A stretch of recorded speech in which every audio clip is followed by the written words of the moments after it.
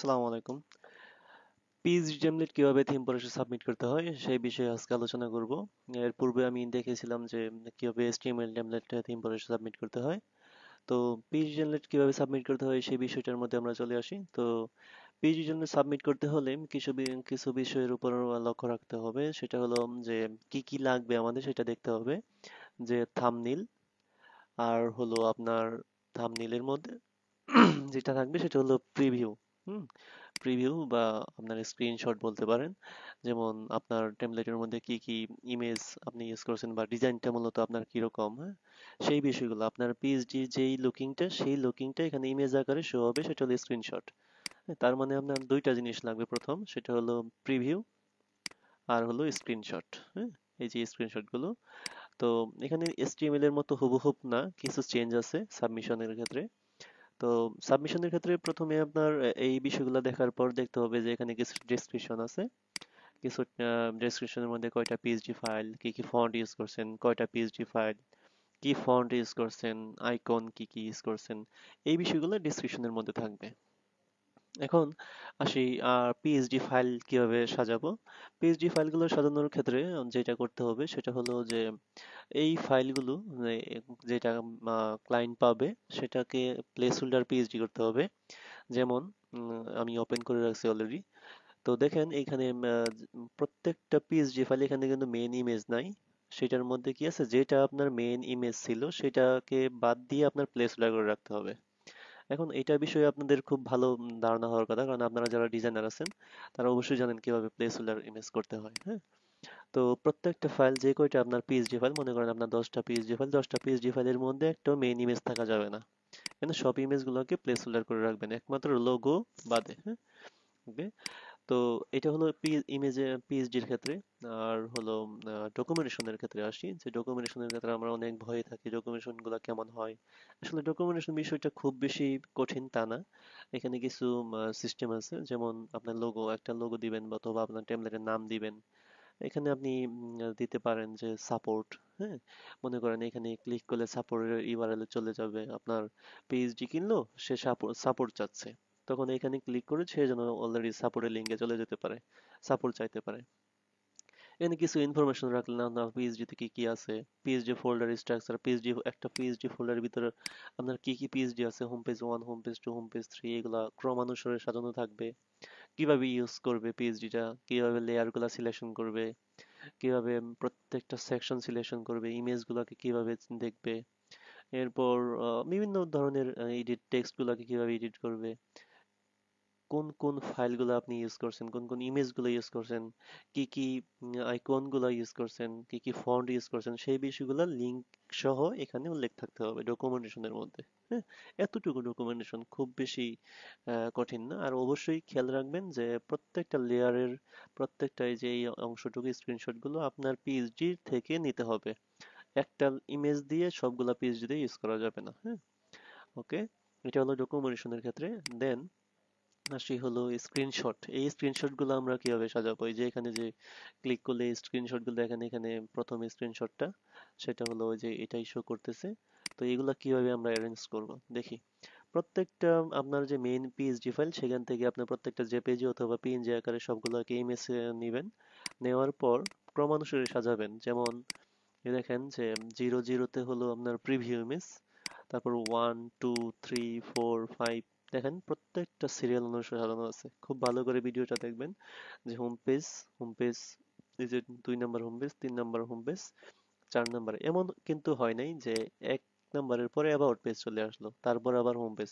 মানে সবগুলোই খুব ভালো করে অ্যারেঞ্জ রাখতে হবে। হ্যাঁ, আচ্ছা, এইগুলা হলো স্ক্রিনশটের বিষয়। এখন এইগুলাকে আপনি একটা কাজ করেন, উম, এগুলাকে জিপ করে ফেলতে হবে থিম ফরেস্টে সাবমিশনের জন্য।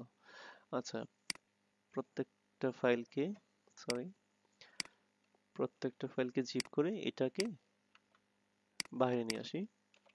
দেন আমাদের যেটা করতে হবে যে এটাকে জিপ করা যাবে না, এটা থিম ফরেস্টে বলা আছে যে থাম্বনেইলকে জিপ করা যাবে না, প্রিভিউ বা স্ক্রিনশট গুলোকে জিপ করে দিতে হবে। আর থিম ফরেস্টের ক্লায়েন্ট ডাউনলোড করার পর যেটা পাবে এই দুইটার মধ্যে একটা পাবে না, তারা পাবে হলো এই দুইটা ফাইল। তো এই দুইটা ফাইলকে অবশ্যই জিপ করতে হবে। জিপ করি।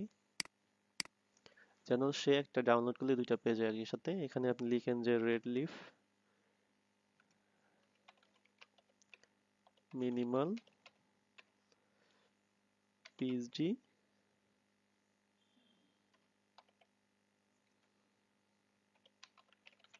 দেখেন যে আমি একটু খেয়াল করে দেখবেন, আমি কিন্তু এই দুইটা ফাইলকে, আমি কিন্তু এটাকে আলাদা জিপ করি না, এই দুইটা ফাইলকে একই সাথে জিপ করছি। জিপ করার পরে ওই জিপ ফাইলের নাম দিছি রেডলিফ মিনিমাল পিএইচডি টেমপ্লেট। এই ক্লায়েন্ট এটা পাবে, এই দুইটা ফাইল পাবে না, আমরা মূলত এই তিনটা ফাইলকে সাবমিশন করব। ক্লায়েন্ট মূলত এটা পাবে, এটা ওপেন করলেই সে যেন পিএইচডি ফাইল আর ডকুমেন্টেশন ফাইলটা পেয়ে যায়। হ্যাঁ? এখানে যা ফাইল আছে সবগুলা কিন্তু এই যে এরকম এরকম ফাইল অ্যারেঞ্জ থাকবে, যেমন আপনার প্লেস হোল্ডার ফাইল, যেটা আমি এর আগেই বলছি। ওকে, তাহলে এখন আসি যে সাবমিশনের ক্ষেত্রে। সাবমিশন গুলো কিভাবে করতে হবে।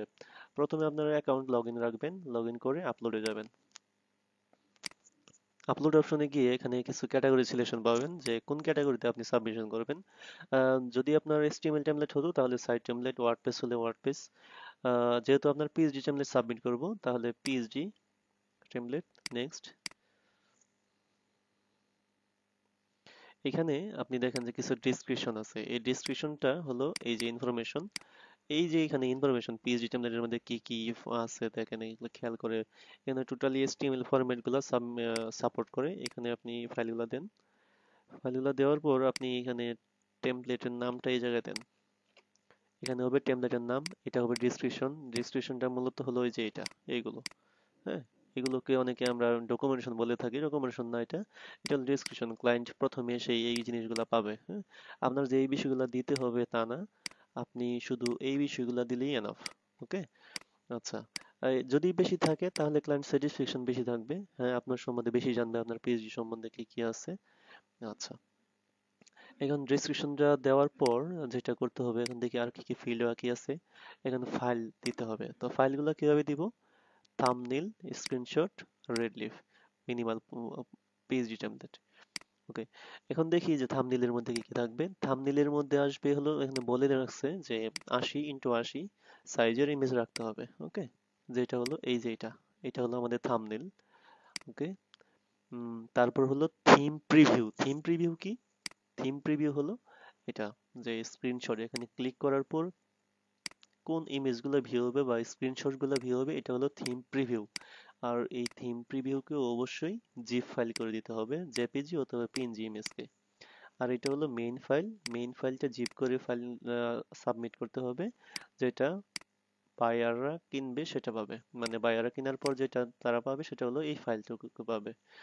তাহলে দেখেন ফাইলগুলো অ্যারেঞ্জড হয়ে গেছে, মানে ফাইলগুলো আমরা এখানে নিয়ে আসছি, এখন আপলোড হয়ে গেছে। এখন থাম্বনেইলটা সিলেক্ট করেন, দেখেন থাম্বনেইল। থিম প্রিভিউ হলো আমাদের স্ক্রিনশট ইমেজগুলো, জিপ করা ফাইল, খেয়াল করবেন। মেইন ফাইলগুলোকে রাখবেন হলো ওই যে রেডলিফ মিনিমাল পিএইচডি টেমপ্লেট, এটা পাবে হলো ক্লায়েন্ট ডাউনলোড করার পর। আচ্ছা, ক্যাটাগরি সিলেকশন করেন। এখন ক্যাটাগরি যেহেতু আমাদের পোর্টফোলিও, তাহলে ক্রিয়েটিভ পোর্টফোলিও ক্যাটাগরিগুলো খুবই ইম্পর্টেন্ট। যদি আপনার ই কমার্স ক্যাটাগরি হতো তাহলে, যদি শপিং হতো শপিং, ফ্যাশনে হলে ফ্যাশনে, তাহলে যেহেতু আমাদের পোর্টফোলিও ক্যাটাগরি তাহলে পোর্টফোলিওতে। হাই রেজুলেশন অবশ্যই 1920 স্ক্রিনে করা হাই রেজুলেশন এজ দিবেন। লেয়ার ফাইল অবশ্যই, ফটোশপ পিএসডি। গ্রাফিক্স ফাইল আমরা কি কি ফাইল দিচ্ছি, অবশ্যই গ্রাফিক্স ফাইল ফটোশপ পিএসডি দিচ্ছি। রেজুলেশন মানে minimal, minimum Adobe CS version, মানে আপনার ফটোশপ কোন ভার্সনগুলোকে আপনি ইউজ করতে পারবেন বা পারবে। CS3 দিতে পারেন, কারণ অতি কম সিএস ভার্সন যদি ইউজ করেন তাহলে দেখা গেছে যে পিএইচডি ফাইল যদি পিএইচডি ফাইলের মধ্যে সাপোর্ট না হয় তাহলে আবার সাপোর্ট চাইবে। হ্যাঁ, সুতরাং আপনি CS3 ভার্সন ইউজ করতে পারেন।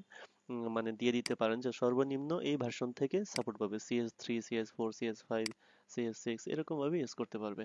আচ্ছা, প্রিন্ট ডাইমেনশনটা দরকার নেই, আমাদের দরকার হলো পিক্সেল ডাইমেনশন। পিক্সেল ডাইমেনশন হলো এই সাইটে যেই আমরা পিএইচডি গুলা ইউজ করছি সেই পিএইচডি গুলার সর্বোচ্চ হাইট এবং ওয়েট কত, এখানে হলো পিক্সেল ডাইমেনশন। এই যে এটা ডাইমেনশন, এটা হলো হাইট এবং ওয়েট। তো 1920 ইন্টু 2618, তাহলে 1920 ইন্টু 2618। ওকে, আচ্ছা এটা দরকার নেই। আর এখানে হলো ট্যাগ দিবেন, যেমন বডিস্ট্রাপ, পোর্টফোলিও। আপনি পোর্টফোলিও ক্যাটাগরিতে গেলেই দেখতে পাবেন যে অনেকগুলো ঠিক আছে, মানে সার্চ দিলে রেসপন্সিভটা লাগবে না, কারণ এটা তো পিএইচডি। ওকে, এখন কিছু ক্যাটাগরি অ্যাড করবেন এই রিলেটেড, দেন আপনার প্রাইস দেন, নর্মালি $12 হয়, তো $12 করে রাখছি। আর এখানে দেন যে মনে করেন রিকমেন্ড যেটা করবে 500 থেকে 600, আপনি 500 করে রাখেন, সমস্যা নেই। দেন এটার মানে হলো কমেন্টসে কিছু দেওয়ার দরকার নেই, আননেসেসারি, এটা টোটালি কিছুই দিবেন না।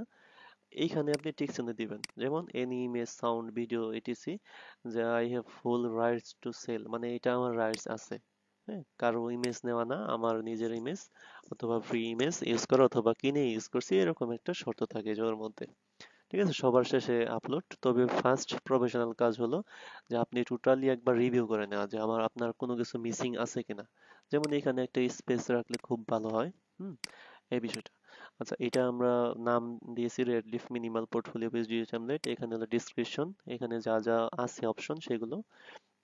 আর হলো আপনার থাম্বনেল সিলেক্ট করছি, স্ক্রিনশট গুলো সিলেক্ট করছি, মেইন ফাইল সিলেক্ট, ক্যাটাগরি, এখানে গ্রাফিক্স ফাইল ইনক্লুডেড, মানে আমরা কি ফাইলগুলো দিচ্ছি। এরপরে হলো মিনিমাম অ্যাডোবি সিএস ভার্সন, কোন ভার্সনটা মিনিমাম সাপোর্ট করবে, সিএস 3 ইউজ করছি, পিক্সেল ডাইমেনশন কতটুকু হাইট এবং উইডথ, আবার ট্যাগ, হ্যাঁ, কোন কোন ট্যাগ আমরা ইউজ করবো যেটা সার্চ করলে এই পেজে আসতে পারে সম্ভাবনা। হ্যাঁ, আচ্ছা, রেগুলার প্রাইস, এখানে প্রাইস সিলেকশন করা আছে, এগুলো আশা করি আপনারা জানেন। এখন এখানে সাবমিট করব, মানে আপলোড করে দেব। যেহেতু এটা আমাদের অলরেডি পেজে অ্যাপ্রুভ আছে, সুতরাং এটা আপনাদেরকে দেখানোর জন্যই মূলত এটা আমি ভিডিওটা করেছি। আর এই ভিডিওটা দেখে আশা করি পিএইচডি টেমপ্লেট সাবমিশনের প্রক্রিয়াটা টোটালি বুঝতে পারবেন। উম, আশা করি কোনো সমস্যা হবে না। যদি কোনো সমস্যা হয় আমাকে কমেন্টসে জানাবেন। হ্যাঁ, ঠিক আছে, তাহলে ভালো থাকবেন, আশা করি আপনাদের উপকার আসবে।